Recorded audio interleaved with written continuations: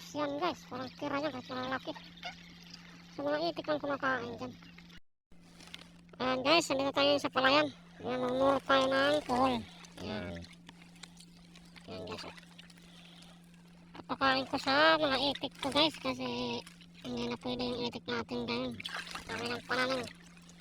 So sila na lang kukuha na natin dito sa palayan. Ayan. Marami naman. Tsaka yung palayan dito guys, halos puro makanin. Kaya hindi na sila pwede pumunta ng palayan, baka kasira sila. Kaya kukuhaan na lang natin sila ng pagkain. Ito yung pinakadabis ng pagkain ng mga itik guys, kuhol. Piliin lang natin guys yung mga medyo maliliit. Kita ko sa inyo guys mamaya mag-aagawan pa to sila pag ibagsak ko doon sa kulungan nila. Yan.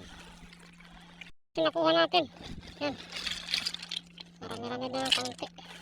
Yan. So, yun na tayo guys. Kaya nagugutom ang ating mga alaga ng itik. Dito na tayo guys sa kulungan natin. Tawagin natin ang mga itik guys. Ayan guys. Medyo marami ito. Tatakbuhan agad yan dito. Ayan sila.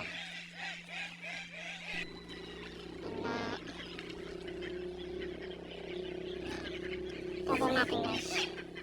Ito. Takbuhan na.